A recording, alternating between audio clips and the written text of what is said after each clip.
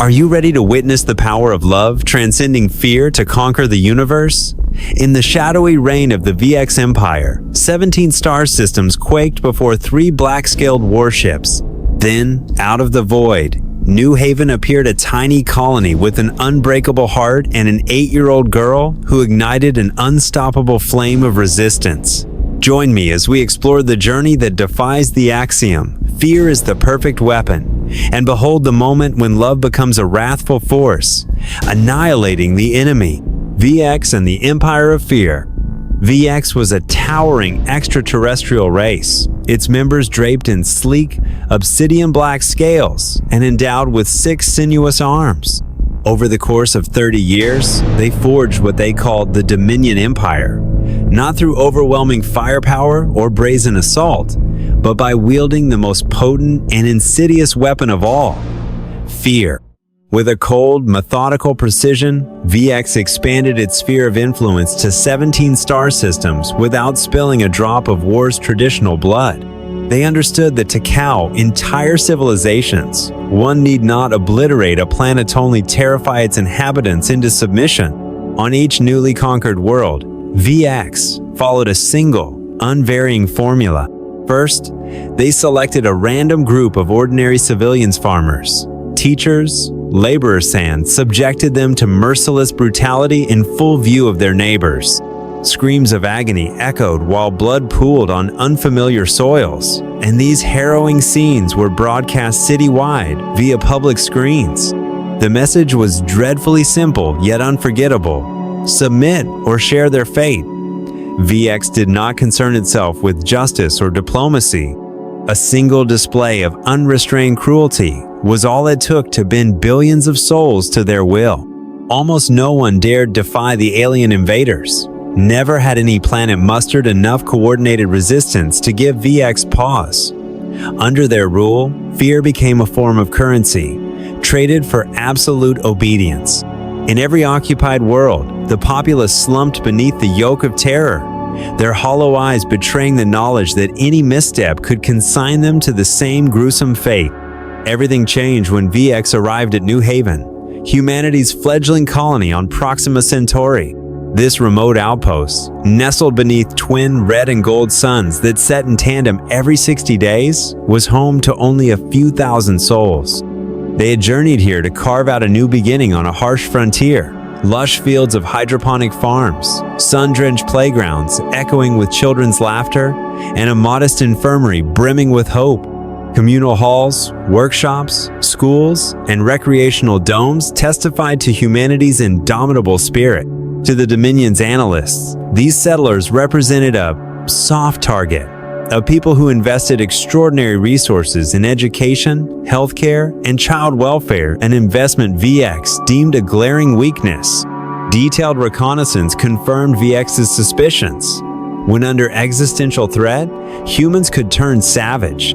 Earth's history was marred by internecine conflicts, ideological bloodlettings, and the specter of nuclear annihilation.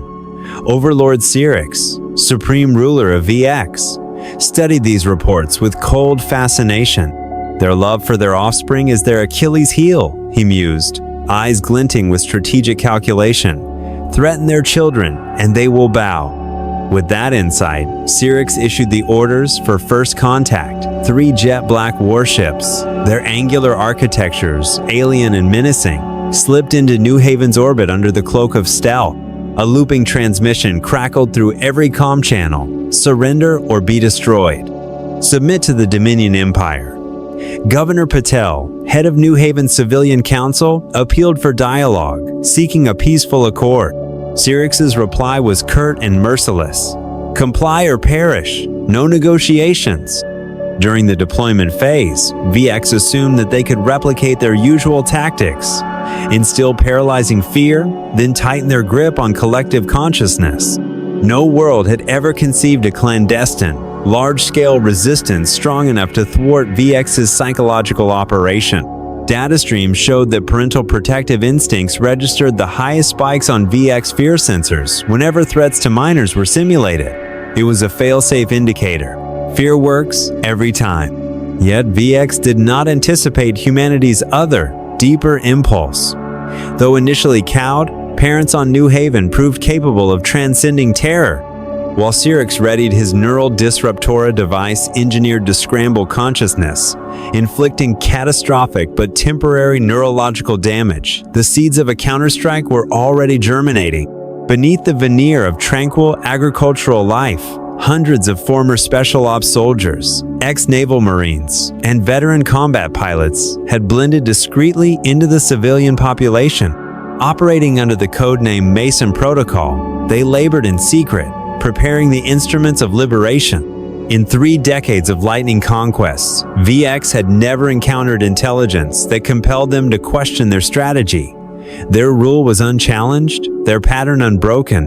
But now, standing between Overlord Syrinx's swelling pride and New Haven's steely resolve, lay a fault line the Dominion had never foreseen, a fury born of love. In the darkness of space, as VX warships ominously encircled the planet, the true measure of human courage began to emerge.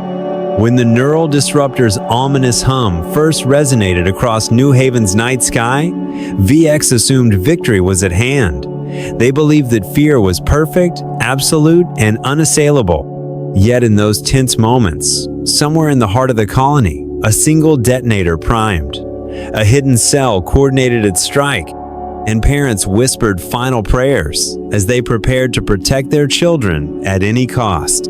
Because VX had forgotten one thing, while fear may command obedience, it is love that ignites rebellion.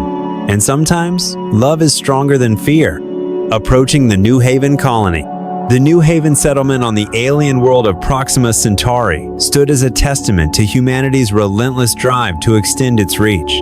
Under a sky dominated by 2 suns sown red, 1 gold that vanished together only once every 60 days, a few thousand courageous pioneers had transformed a barren wasteland into a burgeoning oasis.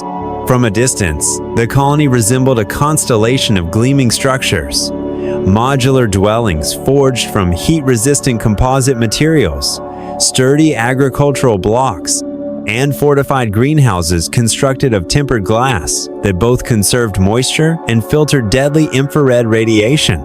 This fragile tapestry of human ingenuity and hope was, in Overlord Syrinx's analytical terms, a prime specimen for his next experiment in domination.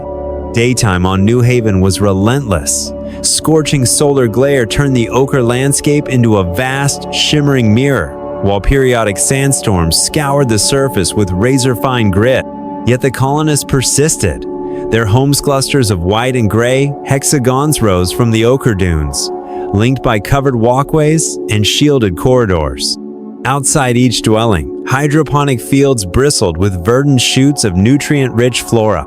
In enclosed courtyards, slender towers sprayed mist to temper the air, and beneath transparent domes, engineers monitored crop cycles while solar arrays tracked the brutal sun's movement. Every flicker of life here was a bold declaration. Human will could bend even this hostile world.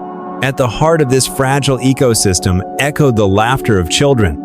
On improvised playgrounds, youngsters swung on swings fashioned from salvaged tubing, their shrieks of delight a rare melody against the hum of life support generators. Teachers and parents tended rows of seedlings, checking stalk, strength, and soil pH with careful hands. Each seedling, each child, symbolized humanity's unyielding hope. Protecting both was the colonists' sacred ducha truth that would soon draw the cold gaze of the Dominion Empire. To Overlord Syrinx, architect of fear and conqueror of 17 star systems through terror alone, New Haven was initially little more than an intriguing beta test. VX intelligence reports chronicled humanity's willingness to divert staggering resources toward pediatric care, education, and leisure, even suspending production whenever a child fell ill. In Syrinx's strategic calculus, this represented a fatal evolutionary flaw. Every moment spent safeguarding the young, he sneered, is a moment they are vulnerable to coercion. His 3 multifaceted eyes gleamed at the prospect of weaponizing such devotion. Stealth reconnaissance vessels shadowed New Haven's orbit, covertly observing daily routines. Sensors logged every blackout in school lighting systems, Each temporary halt of emergency oxygen pumps in the infirmary, and the recent sandstorm that forced hundreds of students into lockdown. Nothing escaped VX scrutiny. Every hesitation, every precautionary measure was cataloged as evidence of parental dread. The Dominion concluded that fear of losing their offspring was humanity's most potent control-nodian adversary, far more pliable than any military formation. When the scouting mission returned, its report distilled the crucial insight. New Haven's inhabitants may become relentless defenders when their children face danger, but they remain predictably exploitable through threats to those very children. Sirix's fingers flexed as he processed the data on his hollow interface.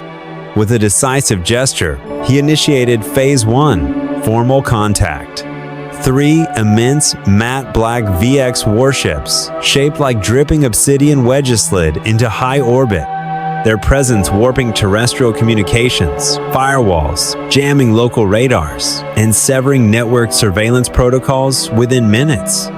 The Dominion intended to seize every moment of the first encounter.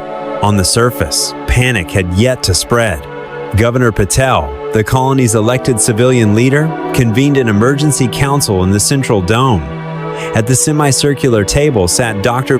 Rye, the lead astrophysicist, Thomas Mason, chief of security, and several technical advisors. A hush fell as external monitors flickered to show the 3 silent leviathans looming overhead.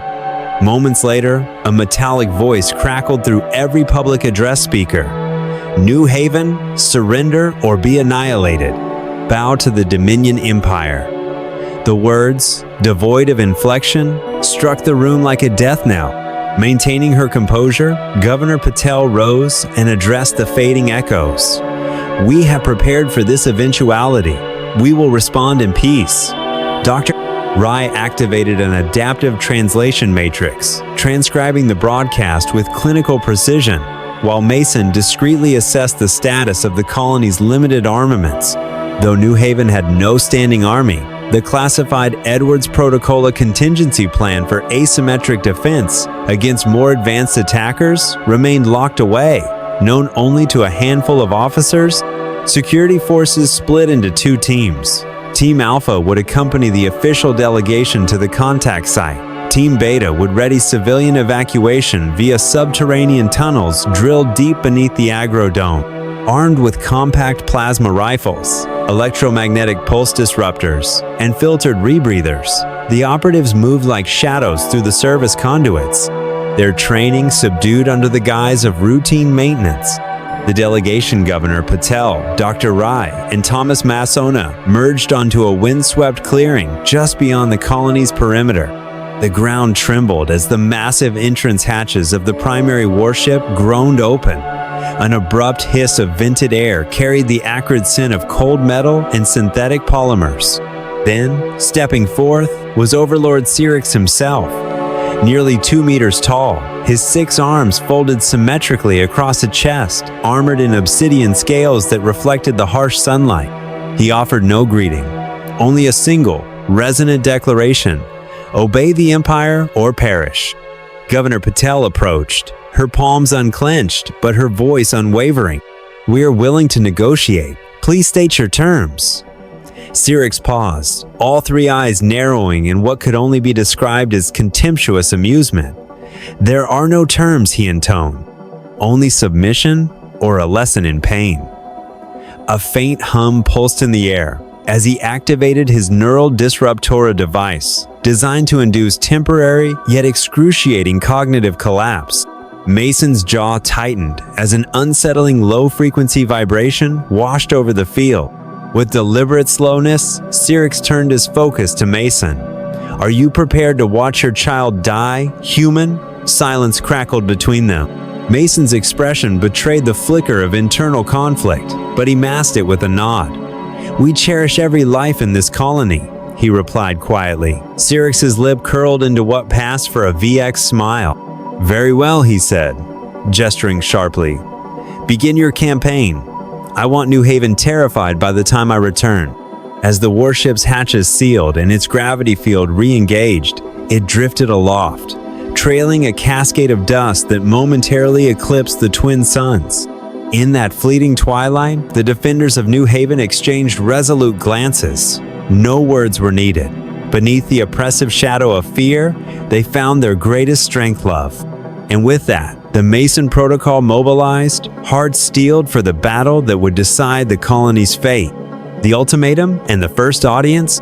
As the three matte black VX warships hovered ominously over New Haven, a suffocating stillness fell across the colony. In every courtyard, along every corridor, and beneath every protective dome, settlers paused in their daily routines and gazed skyward, hearts pounding with uncertainty.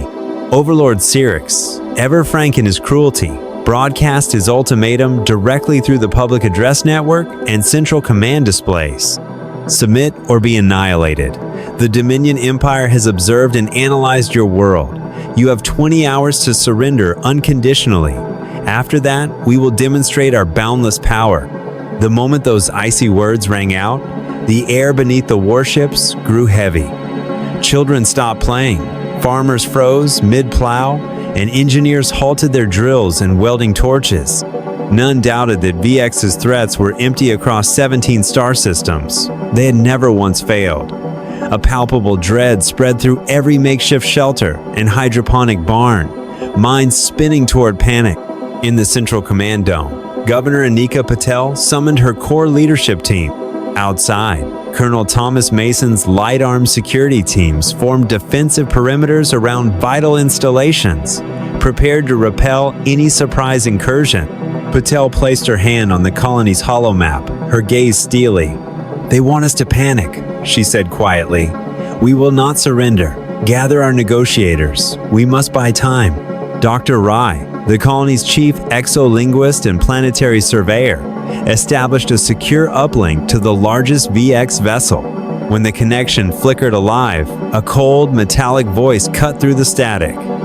"New Haven, confirm your indigenous species origin, your current weapons inventory, and a roster of all combat-capable individuals." Patel suppressed her anger, replying with measured calm. "We are a peaceful settlement. Our armaments serve only defensive purposes. We pledge no aggression so long as you respect our sovereignty." On the central holoscreen, Overlord Cyrix appeared. Nearly 2 meters tall, his obsidian scales glinting with metallic highlights. 3 multifaceted eyes fixed on Patel. "I require no roster," he boomed. "I demand total submission. Any resistance will be met with instantaneous destruction." He paused as the neural disruptor arrays beneath his flagship emitted a low hum, a menacing promise of mass incapacitation. Thomas Mason stepped forward. His voice was calm, but edged with steel. "We could refuse, but if you unleash war now, countless innocents will perish. Do not force our hand." Patel gave Mason a slight nod, then addressed the floating tyrant. "Please, state your terms for surrender. We believe in negotiation over slaughter." Cyrix's 3 eyes narrowed as if tasting contempt. "Negotiation does not exist in the VX lexicon.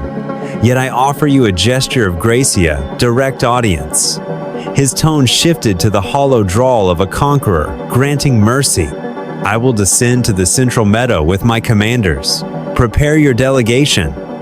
For the first time, the neural disruptor's hum faltered, a calculated lull meant to instill false hope. The tension was electric as Mason led New Haven's delegation to the agreed meeting site. In the central meadow, a wide, cleared expanse ringed by provisional barricades and VX reconnaissance squads, the soil had been swept clean of any hidden devices. Patel wore her ceremonial colonel's uniform. Dr. Rai carried dossiers of scientific data.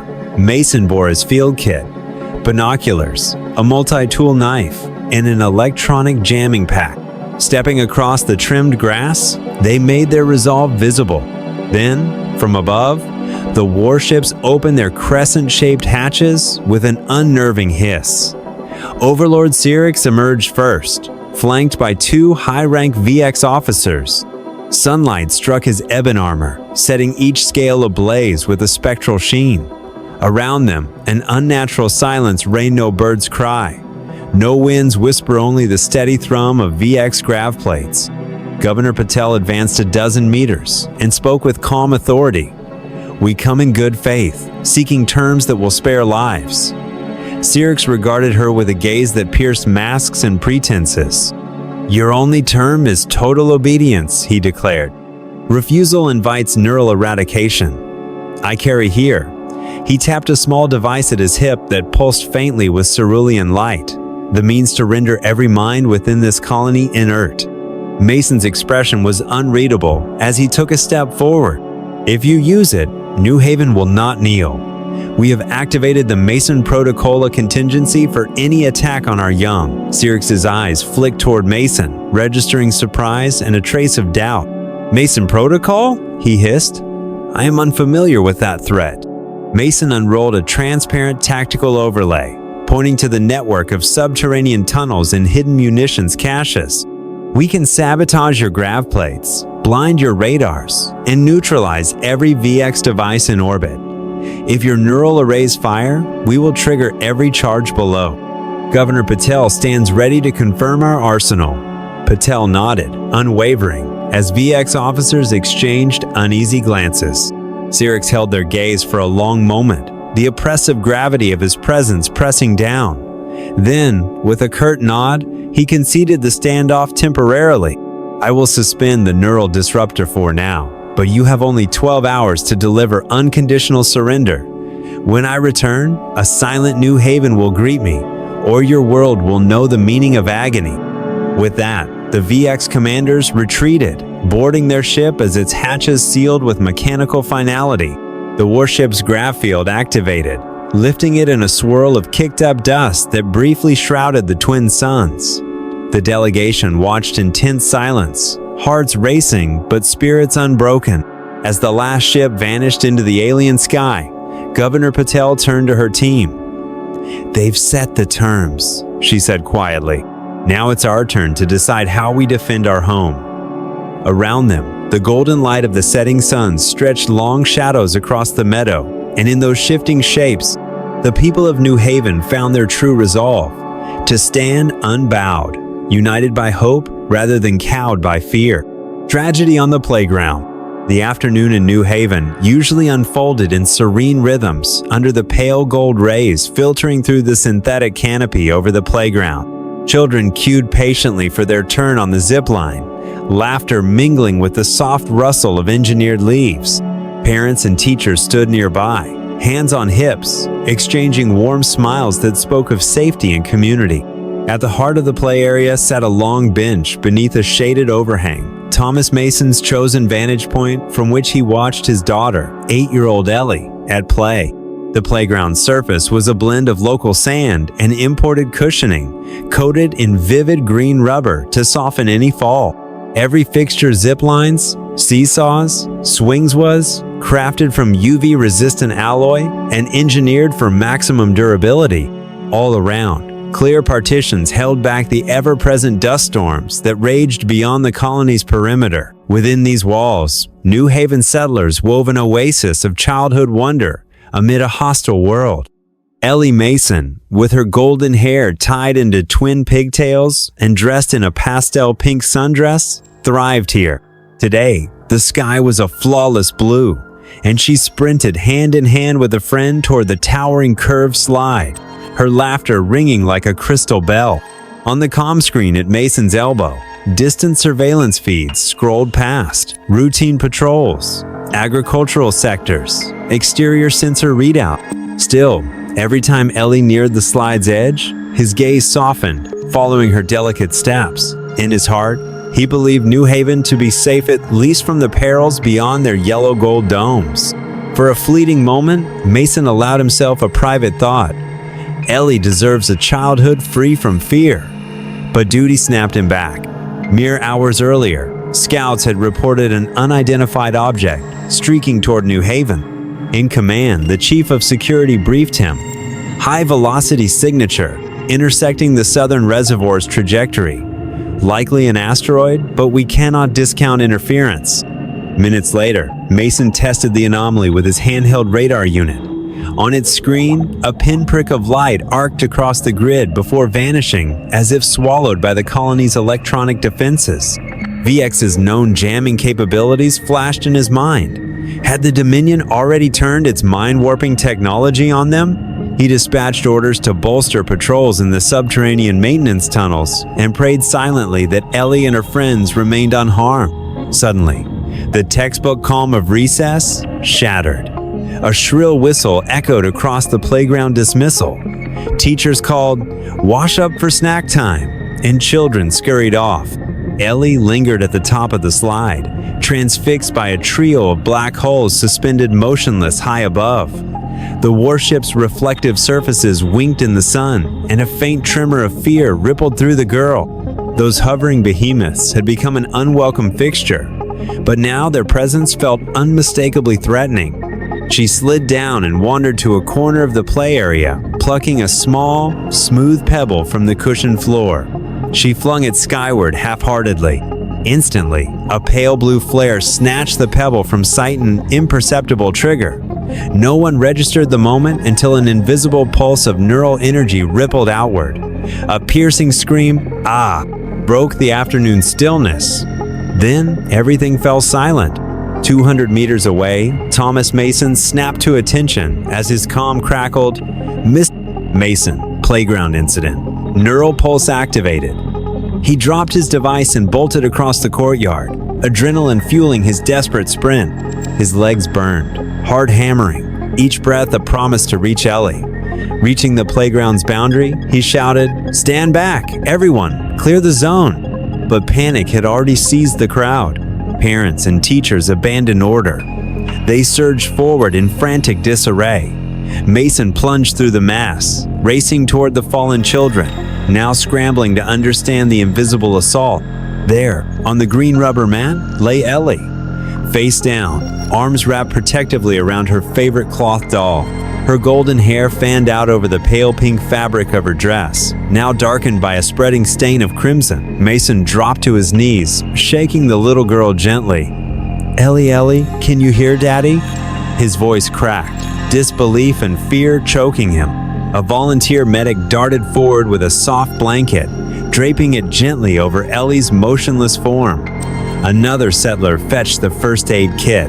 The medic's hands moved swiftly, but Mason knew in his bones that the neural assault had penetrated too deeply. "It's too strong," she murmured to her assistant. "Her neural pathways are locked. It's more than a test, it's torture." Nearby, a data clerk raised her handheld recorder, voice trembling as she explained to the crowd. "VX calls this fear education, a minor trial, not an attempt at wholesale extermination." Even as she spoke, her tone was hollow, the words a cold echo that magnified the horror. Rage and grief radiated through those gathered, their hearts splitting between anguish and righteous fury. Mason's jaw clenched. He raised the doll up, eyes burning with hatred as he stared at the warships above. Through gritted teeth, he muttered into his comm, "Governor Patelthus is a direct provocation. Activate Mason Protocol now." From the command dome, Governor Patel's voice crackled back. "Understood, Colonel. Hold your position and maintain order. We will not let fear dictate us. For Eliane, for every child unleash protocol." Mason nodded to himself, rolling the girl into his arms as onlookers parted respectfully. In that instant, his grief became resolve. All around, the assembled colonist engineers, farmers, educators, and technicians stood frozen, faces etched with sorrow. Then, as the governor's orders took hold, grief transmuted to determination. A collective heartbeat thrummed across New Haven, echoing in every dome and corridor. Anger, heartbreak, and unshakable will. Fingers flew across consoles, weapons lockers unlocked, improvised barricades slid into place. The signal to engage Mason Protocol had sounded. In that suspended moment under the twin suns, New Haven's true identity emerged. Bound not by terror, but by unity and love, the colony braced itself for the confrontation to come. The tragedy on the playground had cracked the veneer of imposed Kalman. Beneath it lay a steadfast promise. They would defend their home at any cost, fueled by a fury far stronger than fear. The calm before the storm. After the savage neural assault on the playground, New Haven did not descend into panicked hysteria. Instead, a heavy, anticipatory silence settled over the settlement like the stillness just before a ferocious tempest. Hundreds of eyes turned toward the horizon, where 3 Obsidian VX warships hovered motionless against the dust-choked sky. No cries of despair rose from the community, only the whisper of wind through brittle grass, illuminated by the blood-red glow of the setting suns. Every soul seemed to tacitly agree. Fleeing or pleading would avail nothing. What New Haven needed now was iron discipline, calm, vigilance, covert readiness, and unwavering determination to strike back. In the cavernous planning chamber of Central Command, Governor Anika Patel convened an urgent council. The white lights above reflected off grim, resolute faces. Without preamble, Patel spoke in a steady, incisive tone. "We have witnessed our darkest hour, Ellie's life cruelly taken. Now, we must channel our grief into purpose. I want a full status report on the Mason Protocol, immediately."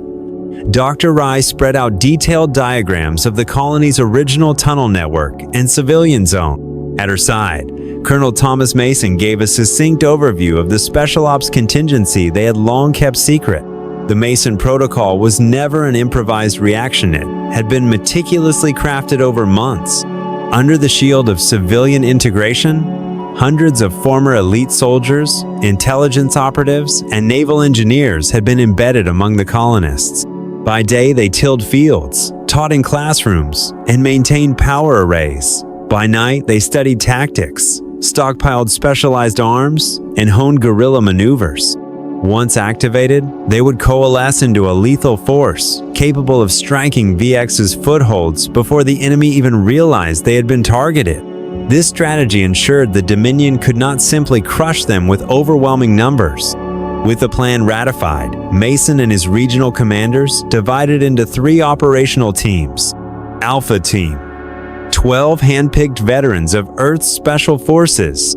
Their objective: infiltrate the subterranean VX.com hub, disable the command consoles, and sever the colony's orbital link to the warships above. Bravo Team, 50 former engineers and pilots. Equipped with EMP charges and signal jamming arrays, they would target the surface radar antennas and communications relays, ensuring VX vessels in orbit were blind and deaf. Charlie Team, civilians with unblemished records, teachers, medics, technicians tasked with tending to non-combatants, distributing rations, and providing a human shield to complicate any VX retaliation against the settlement. In a dimly lit maintenance bay, engineers worked in hushed urgency to assemble specialized weaponry, lightweight plasma rifles, portable EMP grenades, and prototype inverse neural emitters designed to overload VX brainwave sensors. Under the flickering glow of red safety lights, each soldered connection and circuit install was executed with relentless focus. No one spoke. The only audible sounds were the hiss of welding torches and the measured breathing of those committed to New Haven's survival. Even ordinary colonists volunteered for roles within the protocol. School teachers transformed classrooms into makeshift training. Grounds rows of desks became mock barricades, and doors were repurposed as breaching obstacles. They learned to set microcharges on hinges and perform battlefield first aid.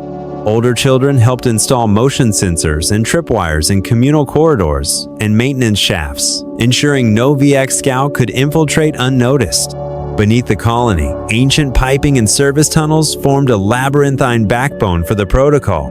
Each corridor was insulated against VX signal interference, and junctions were coated with color bands decipherable only by operatives. Ex-soldiers who had fought in clandestine theaters guided newcomers. "Follow the red striping. Avoid the green shafts," they whispered. Scarlet LED markers replaced the VX's eerie azure glow, allowing friendly forces to navigate the subterranean darkness by memory alone. Above ground, the Phoenix Team and Intelligence Cell, led by Dr. Rai, monitored every electromagnetic transmission. They scraped VX communication logs, intercepted encrypted telemetry, and used reverse neural algorithms to pinpoint the Dominion's weakest brainwave frequencies. This critical data would inform Alpha Team's assault on the command hub, allowing them to jam VX neural arrays at precisely the right moment, rendering enemy officers disoriented and defenseless. At the outer perimeter, sabotage specialists under Lieutenant Lin Tran's direction kept constant watch on VX patrols. Armed with handheld spectrometers and thermal scopes, they tracked the warship's landing craft and surveyed the settlement's exterior defenses. Every sweep was recorded and time-stamped, color-coded flags red for defense teams, blue for assault groups marked rendezvous points at each shift change. When the clock struck H1, defense cells would cloak the attack squads in darkness, masking their approach until the final seconds before engagement. Meanwhile, Governor Patel toured the impromptu field hospitals, distributing medical kits and liaising with volunteer doctors. She handed each lead medic a trauma pack containing neural decode serum, premium pain anesthetic, and miniaturized oxygen regulators. "Protect each other as fiercely as we protect our children," she urged them. Every medic signed a pledge. "Should the night turn to bloodshed, I remain to save my brothers and sisters." By day, New Haven's inhabitants went about their routine, tending to hydroponic farms, repairing solar arrays, and instructing eager students on mathematics and history. But beneath this veneer of normalcy, a battle network had coalesced, primed for a single, decisive night. The hum of subterranean pumps and the distant clank of maintenance drills echoed in the tunnels as engineers stress-tested EMP devices. Above, dust devils swirled in wan twilight, setting the stage for the coming storm. When the twin suns finally slipped below the horizon, New Haven donned its cloak of night stillness. Operatives slipped quietly into position man checkpoints at every hatch, scanned corridors with infrared scanners, and calibrated jamming arrays to cradle the orbiting warships in a cocoon of electronic silence. Thomas Mason stood before his assembled teams in the subterranean command center, the soft red glow of marker lights illuminating determined faces.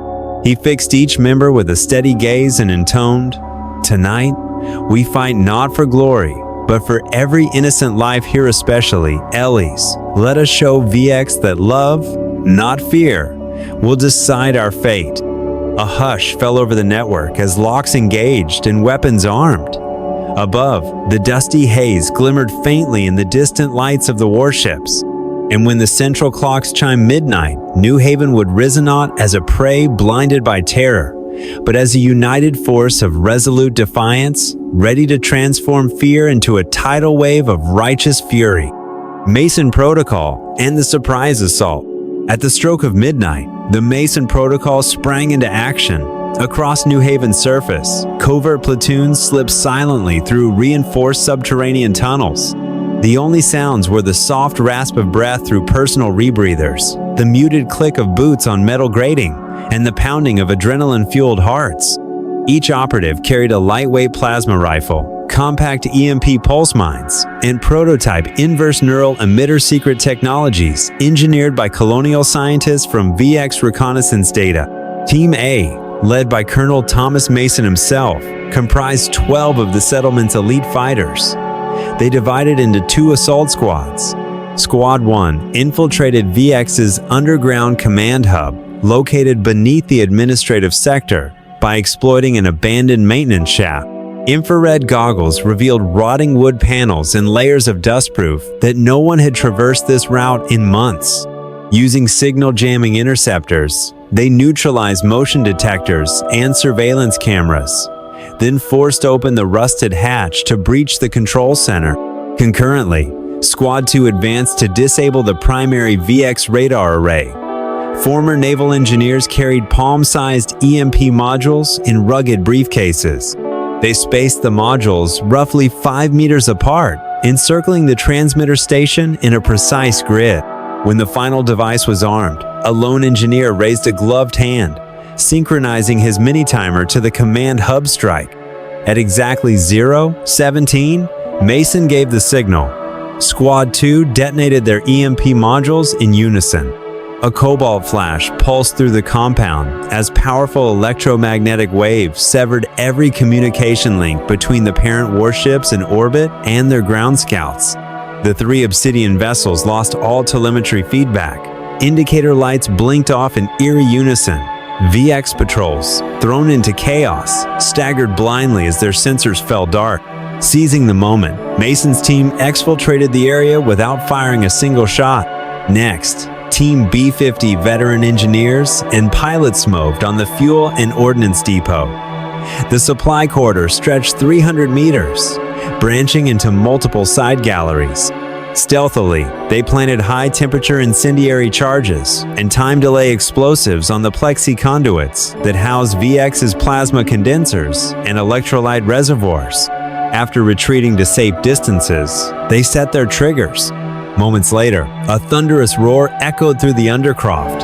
Fiery geysers erupted, igniting a chain reaction that obliterated the colony's only refueling caches and shattered VX's logistical backbone. Above ground, the Phoenix team, overseen by Dr. Rai, prepared the inverse neural broadcast. Having mathematically isolated the Dominion's weakest brainwave response frequency, they amplified it to produce a reversal pulse. When activated, the wave cascaded like an invisible tsunami through the rocky tunnel network, effectively scrambling both the neural disruptors implanted on the warships and the VX troops' psychoreactive shields. Outside, robotic sentries halted in their tracks. VX soldiers collapsed mid-guard, eyes rolling back as neural paralysis claimed them. With the orbit and patrol forces rendered inert, Team A returned to the breached command hub. They hacked the failure safes on the reinforced steel doors with biometric simulators and ultra-fast code injectors. Inside lay a wall of consoles and holo terminals that controlled every defensive array around New Haven. Within 90 seconds, Mason and his squad had deployed micro-EMP emitters across the circuitry, neutralizing local neural weapons and radar emitters. Simultaneously, they extracted terabytes of intelligence from hardened data, course-proof the colony needed to justify its rebellion before Earth Command. On the surface, Team CA coalition of civilian volunteers, medics, and lightly armed reserve guards activated a prearranged optical signal. Strobe lights flashed skyward in a chaotic symphony. This was the code to commence the open phase assault. Hatches along the central plaza slid open. Hundreds of Mason Protocol combatants poured forth, plasma rifles at the ready. They fanned out in coordinated squads, targeting VX watchtowers and checkpoint turrets with precision fire. Chaos erupted as VX troops, still reeling from the blackout, attempted to regroup. Plasma bolts punched through obsidian armor, melting scales, and sending white-hot embers skyward. Alarms blared, but the circuits were dead. No message broadcast. No reinforcements rallied. New Haven's defenders pressed their advantage, clearing each bunker with relentless efficiency. Meanwhile, Phoenix team leader Edward Rains issued the final order. Eliminate the central holo relay. A second cascade of EMP charges detonated beneath the plaza, ensuring every lingering VX device went silent. With no neural arrays, no sensor networks, the Dominion's command structure on New Haven collapsed completely. At that moment, a new spectacle appeared overhead. 17 advanced Earth warships, commanded by Admiral Chen, emerged from cloaked approach vectors. Their phased-in warp signatures shimmered above the colony technology so advanced, VX had never encountered it. As Mason Protocol units secured the tunnels and command hub, these surface vessels locked orbital guns on the disabled warships. Within minutes, orbital bombardment stripped their hulls bare. In under 60 minutes, the Mason Protocol's insertion and sabotage operations, synchronized with the Earth Fleet's orbital strike, had dismantled all VX defenses.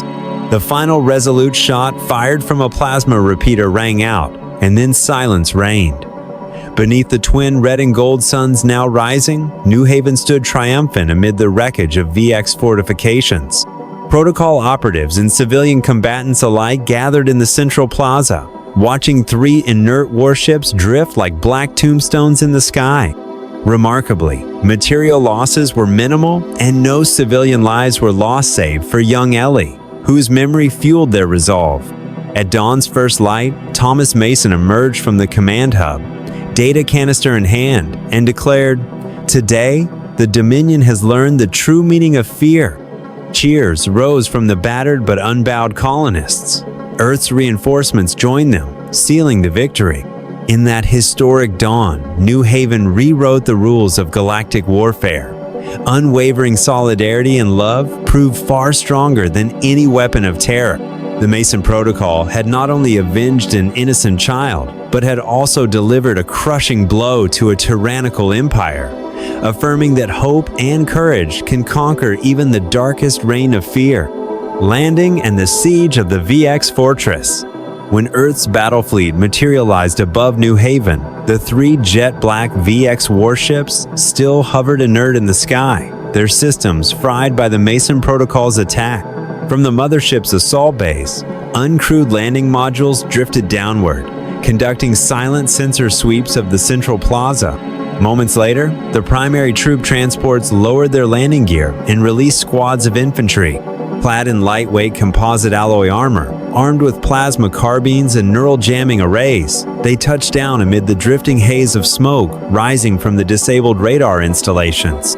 Below, colonists watched through thermal optics, hope and tension mingling in their eyes as they prepared for the decisive move. On the surface, the Mason Protocol teams already controlled the tunnel network and key defensive positions. As the landing signal echoed through the colony's comms grid, Governor Anika Patel issued her coordinating order to Admiral Chen. Establish secure corridors for the incoming forces. Evacuate civilians to the shelters immediately. Medical volunteers and civilian relief teams mobilized, guiding families along marked routes toward underground sanctuaries. Meanwhile, reconnaissance detachments continued to monitor VX movements via low-altitude drones and ground rovers, relaying real-time updates to the operations center to help the landing forces choose the optimal approach lanes under cover of darkness. 20 airborne infantrymen at a time deployed from the transports, forming sharp V-shaped wedges as they advanced toward the fortress entrance. Their disciplined footfalls echoed in perfect cadence on the fractured plaza. Plasma rifles raised, they advanced across the scarred concrete, disregarding the heavy steel gates that still bore the dents and scorch marks from previous bombardments.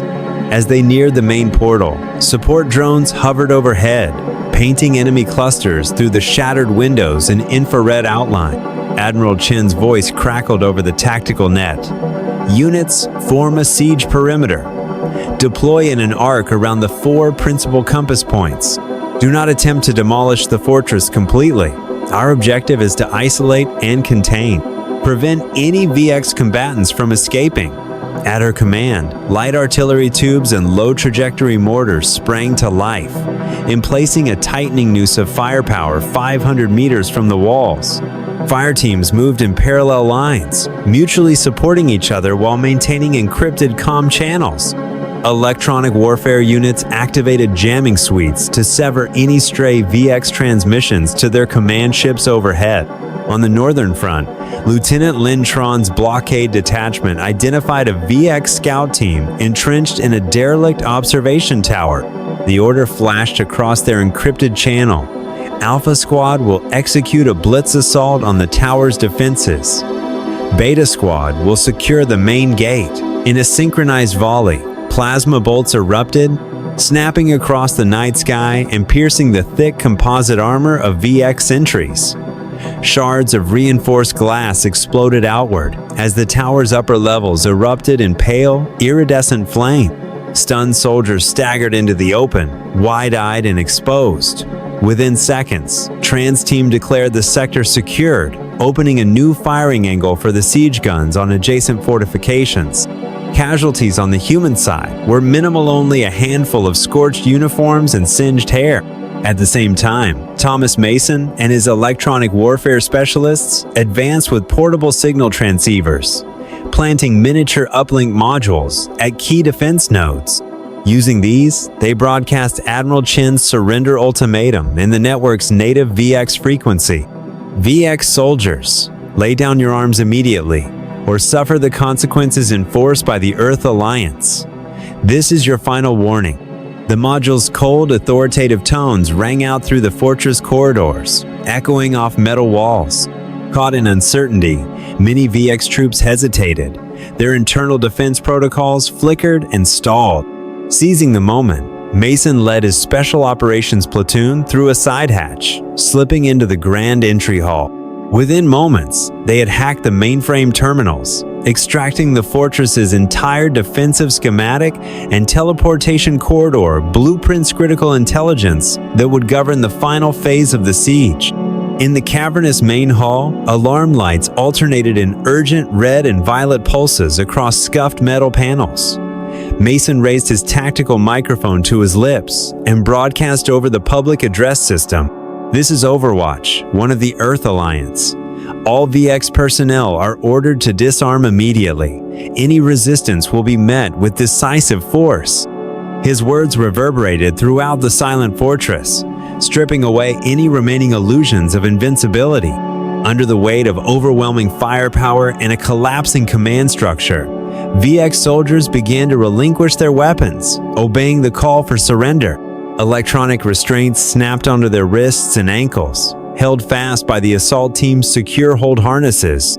Outside, New Haven's defenders joined the occupying forces, guiding civilians out of the sanctum into secure assembly zone. Medical crews triaged recovered POWs, treating neural trauma and plasma burns with steady hands.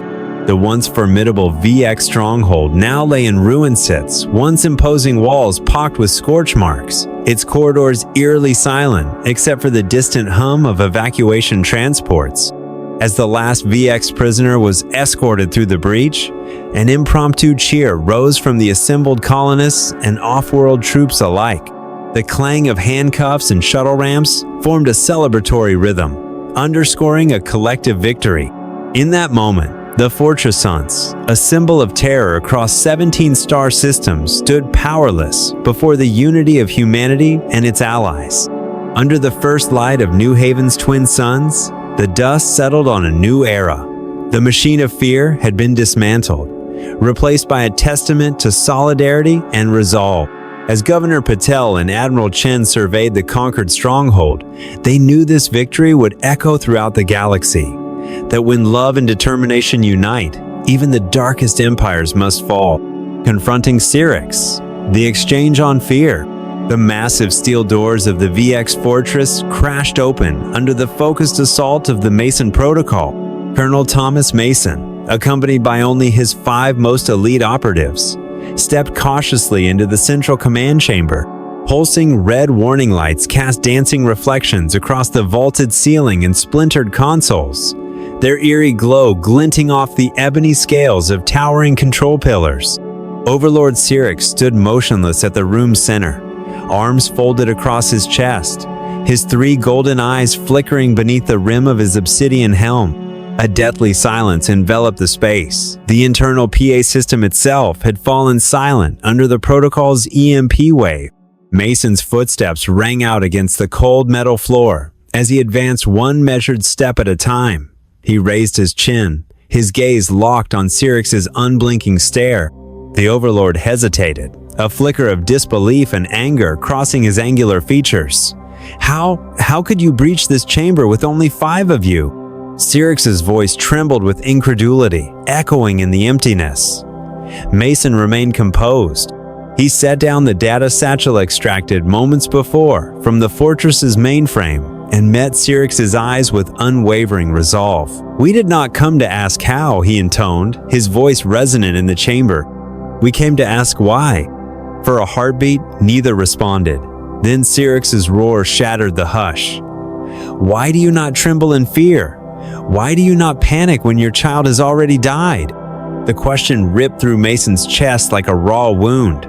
He drew in a slow breath, his eyes burning with months of smoldering grief. "We chose not to be ruled by the VX's weaponized fear," Mason replied, his words steady and clear. "We transformed our pain into power. When you murdered Ellie, you broke your own iron rule that dread alone is enough to break spirits. Syrinx bristled, scales on his shoulders catching the pulsing red light. You dare lecture me on fear? The VX Empire has dominated through terror for 30 years? Fear is perfect. His voice reverberated behind the shattered console banks. Mason took a deliberate step closer, armor plates whispering against the floor. Perhaps, he conceded, but you forgot another truth. Sometimes love is more powerful than fear. We love our children fiercely, and when that love is threatened, we become unstoppable. At that, Syrinx's three eyes narrowed, confusion flitting across his reptilian visage, an emotion he had never known. He swept a clawed hand through the air, hesitated, and then muttered, "Love is weakness." A harsh rasp of laughter followed, laced with scorn. "Do you believe love can become your weapon?" Mason's lips curved in a faint, knowing smile as he gestured toward the distant statue of Ellie the New Haven citizens had unveiled in their central plaza, bronze likeness of the child looking skyward. "Love unites thousands behind a single cause," he declared softly. "Love turns ordinary people into warriors, and love forces a tyrant like VX to count his losses." With a decisive motion, Mason lifted the data satchel high above his head, its metallic frame flashing in the strobe of emergency lamps. "All your secrets now belong to us," he proclaimed. "From neural disruptor schematics to plasma missile trajectories, we possess every detail. Every escape corridor has been sealed. Every engineer who tried to flee has been detained." Outside, the measured tread of Mason Protocol soldiers resonated through the passageways, followed by their broadcasted voice. "This is Mason 1. All positions secured. VX forces, lower your weapons now." Syrinx's posture crumpled, the arrogance bleeding from his stance. "You have prevailed," he admitted, each word heavy with bitter defeat. "Yet I have never lost a battle. How can you triumph over my empire of fear?" Mason closed the distance between them, standing so near that the Overlord could feel the heat of his conviction. "We did not wage a mental contest," Mason replied, voice low but firm. "We confronted the agony of our Lawson. That agony is stronger than any fear you could ever unleash." Suddenly, distant reverberations shook the chamber corridor, approaching footsteps echoing like thunder. Admiral Helena Chen, flanked by her honor guard, strode through the side hatch into the command hall. She raised her tactical microphone, cutting through the silence with crystal clarity. "Overlord Syrinx, Earth's intervention has arrived. You may end this conflict now, or face irrevocable consequences."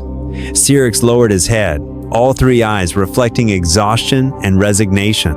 Mason offered a subtle nod to Admiral Chen, then turned back to the fallen tyrant. "Overlord Syrinx," Mason said, voice resolute, "you ruled with fear. We rule with love and unwavering determination. That is the chasm between an empire that crumbles from within and a people who rise from their suffering." Syrinx remained silent for a moment, weighing their words. Finally, he unfurled his arms and lowered his head in a reluctant concession. "I understand, humans. I have been wrong these 30 years. Fear is not the ultimate weapon." At that instant, the central holoscreen flickered to life with Admiral Chen's peace emblem, a white dove, encircled in azure light. Mason stepped forward and placed a steady hand on Syrinx's scaled shoulder, his expression softened with empathy. "We will help you close that dark chapter," he offered. "First, learn to wield love instead of sowing terror." In that moment, a ripple of applause erupted through the fortress over the public address system, merging with cheers from New Haven's liberated citizens and the triumphant returning troops of the Earth Alliance. Overlord Syrinx lifted his gaze toward the widening archway, where bright white light spilled into the command hall for the very first time. With slow, deliberate steps, he moved toward it, leaving behind the shattered remnants of his reign of fear and stepping into a new dawn of peace and hope. The collapse of the VX Empire. The instant Colonel Thomas Mason and Admiral Helena Chen sealed the great steel doors of the VX fortress, Word of victory on New Haven rippled through Earth's interstellar communications network. In the boundless expanse of space, 17 VX battle cruiser Sunsei, the scourge of 17 star systems, went eerily silent. Their engines shut down, weapons systems powered off, defensive shields collapsed. On Cantor IV, hydroponic farmers halted their harvest. In the exosphere of Metis III, repair engineers froze mid-well. Across the interstellar web, civilian and military vessels alike stood down in stunned disbelief. Earth's first recovery ship drifted alongside the drifting VX hulls, deploying tractor beams to tow them into secure holding bays. A universal broadcast tone code word, cessation, sounded through every fleet. No weapon may fire, no hostile action permitted from VX forces. VX soldiers, weaponless and unmoored, stumbled from their posts as uncrewed boarding pods surrounded them. Their black banner sagged limp, a silent testament to the Empire's sudden impotence. Deep within the VX High Command Citadel, Overlord Cyrix and his Supreme Council Field Marshal Skur, General Hakri, and Sergeant Major Vorlik found themselves under stringent guard. Titanium doors that once opened on Cyrix's command were now welded shut, and power meters ticked their brief reserves down to zero. Gazing at his holo map, Cyrix shook his massive head. All our networks are down. We cannot access a single system. Skur bowed his head, voice hollow. The Mason protocol has seized every neural interface and data stream. We are utterly isolated. Meanwhile, on New Haven, Governor Anika Patel convened the first Interstellar Reconstruction Council. Flanked by Mason, Dr. Rai, and Admiral Chin, she announced, "The VX Empire has fallen here. We will now establish the Alliance to rebuild 17 systems." Phase 1. Humanitarian custody and debriefing of VX leadership. Representatives from every liberated civilization, Gorn delegates from Epsilon Eridani, Silvax envoys from Beta Hydri, and many more took seats at the round table. Their mandate: oversee the transition from tyranny to cooperation. Within hours, the Alliance issued the Humanitarian Quarantine Edict. VX military units were to be fully disarmed. Weapons researchers forced to surrender their nuclear, biological, and neural disruptor archives. In return, non-combatant VX civilians would retain limited self-governance under Alliance supervision. The Interstellar War Crimes and Crimes Against Humanity Tribunal, IWCST, was empowered to try VX leaders. Overlord Cyrix, General Hakri, and other senior officers were arraigned before a panel representing 27 species. In the Crystalline Hall of Justice, holographic evidence of torture, child killings, and terror broadcasts was displayed for the first time to a galaxy-wide audience. The tribunal's verdict stripped Cyrix and his council of all authority, mandating a complete political restructuring under Alliance oversight. Former VX soldiers were offered roles in interstellar reconstruction brigades or star-spanning rehabilitation program. VX technologies were placed under strict embargo permitted only for peaceful applications and civilian infrastructure. This balanced verdict earned widespread acclaim. It satisfied the need for accountability without resorting to collective genocide, embodying the new spirit of mercy and mutual progress. On New Haven's central Meadowlands, stained by tragedia, solemn memorial ceremony unfolded.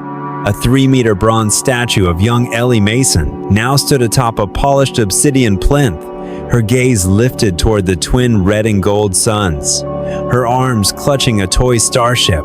The inscription, rendered in 14 galactic languages, read, Ellie Mason, age 8. In her name, fear became love's call to action.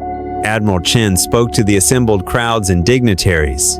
Today, we celebrate not the victory of arms, but the triumph of love and our resolve to protect the next generation. Interstellar envoys laid wreaths, and even newly rehabilitated VX civilians, once complicit in their empire's atrocities, stood quietly, heads bowed in contrition. Opposite them stood the proud faces of New Haven's parents, their eyes unwavering, living testament that unity, not domination, would shape the galaxy's future. The Reconstruction Council immediately launched the Phoenix Reconstruction Initiative. Specialized robotics teams, biofabrication units, and planetary survey ships were dispatched to restore devastated ecosystems. Each former VX world received a Phoenix package: autonomous builders, 3D biological printers for habitat renewal, and environmental sensors to monitor climate recovery.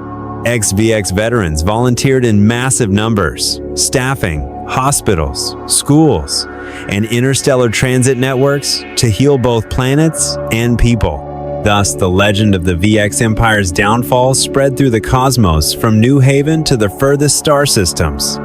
Scholars would later teach the Mason Protocol and Ellie's legacy as symbols of bravery and hope. The galaxy learned that when love fuels conviction, no regime of fear can stand.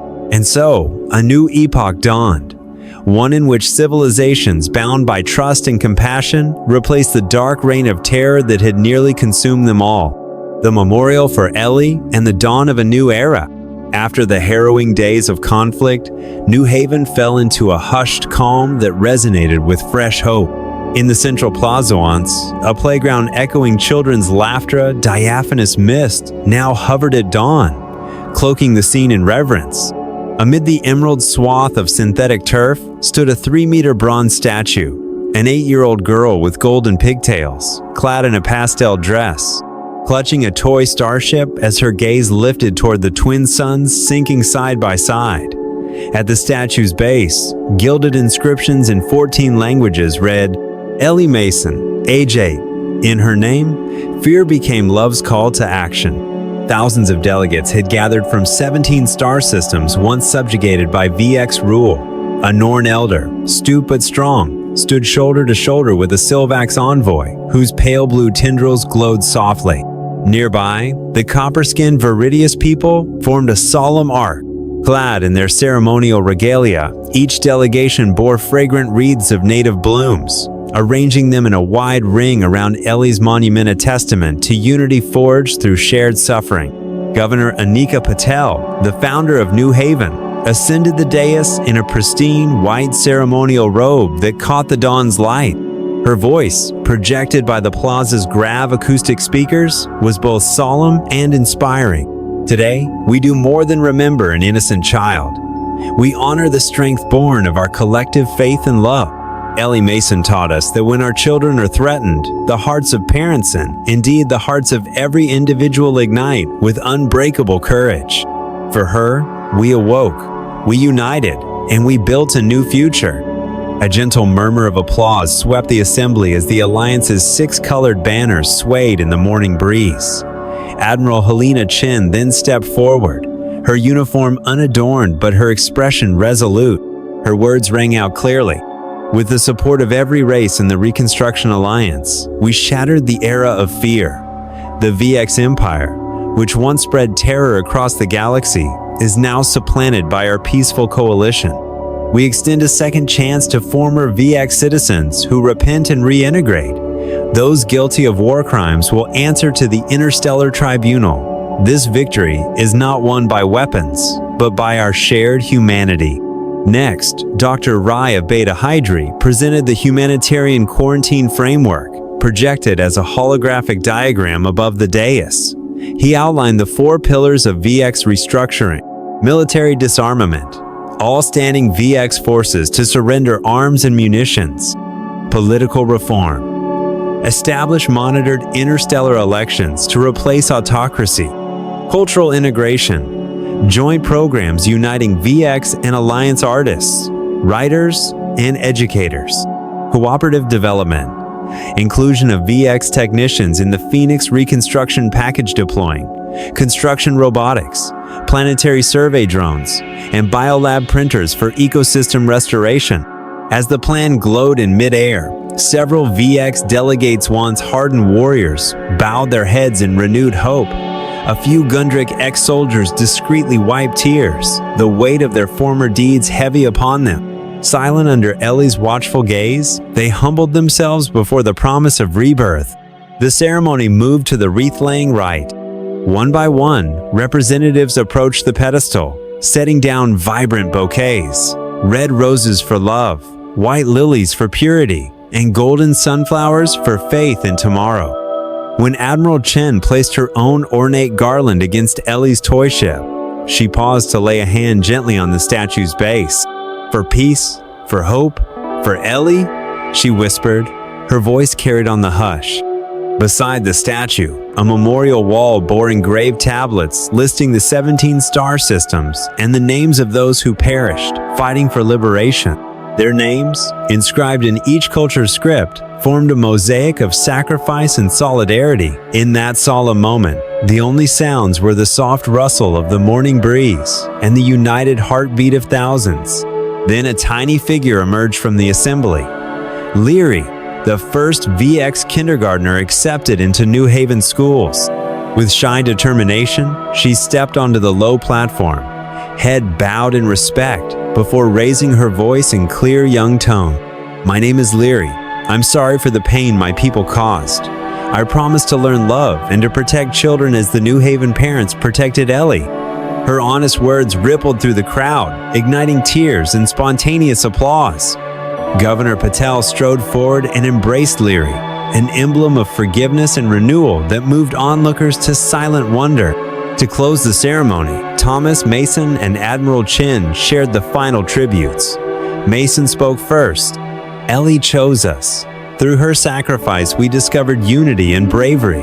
We will carry her memory always." Admiral Chen followed. "From New Haven shores, we launch a grand journey to every star, carrying trust, forging peace, and honoring Ellie's legacy."